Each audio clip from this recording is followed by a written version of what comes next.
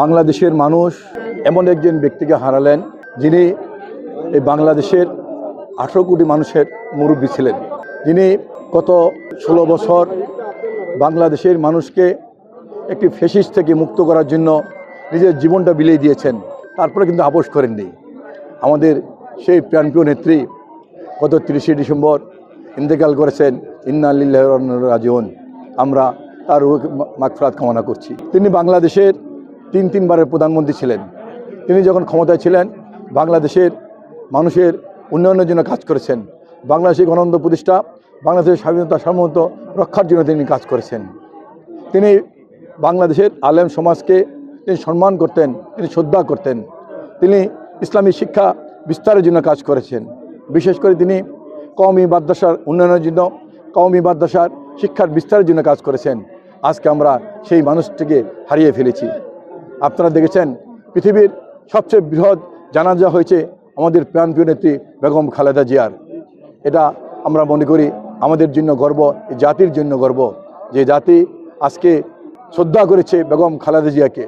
আজকে আমরা তার মৃত্যুর পরে তার সমাধিতে এসেছি ফাতিহা পাঠ করার জন্য, তার জন্য দোয়া করার জন্য।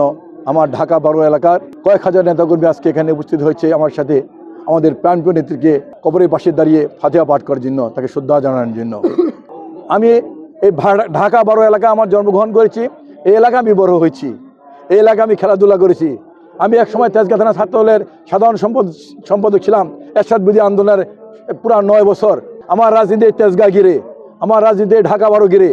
আমার ঢাকা 12 জনগণ আমাকে প্রেশার করে, চাপ দিয়ে আমাকে এই ইলেকশন করতে বাধ্য করছে। আমি মনে করি ঢাকা 12 জনগণের সাথে আমার একটি সামাজিক বন্ধন আছে। যেহেতু এই এলাকা আমি জন্মগ্রহণ করেছি, তাই আমি বিশ্বাস করি আগামী ফেব্রুয়ারি মাসের 12 তারিখের নির্বাচনে ঢাকা 12 জনগণ আমাকে ভোট দিয়ে জয়যুক্ত করবে ইনশাআল্লাহ। আমি তারেক রহমানের নেতৃত্বে আস্থা থাকবো। আমাদের যতদিন জীবন থাকবে ততদিন আমরা আমাদের প্রাণপ্রিয় নেতা তারেক রহমানের নেতৃত্বে আমরা রাজনীতি করে যাব, আমরা এগিয়ে যাব ইনশাআল্লাহ। আমাদের আজকে আমাদের প্রাণপ্রিয় নেত্রী বেগম খালেদা জিয়া শাহাদাত বরণ করার পরে যে শূন্যতা পূরণ হয়েছে, আগামী দিনে আমরা তারেক রহমানের নেতৃত্বে আমরা সেই শূন্যতা পূরণ করবো ইনশাআল্লাহ। সবাইকে আন্তরিকভাবে ধন্যবাদ। আসসালামু আলাইকুম।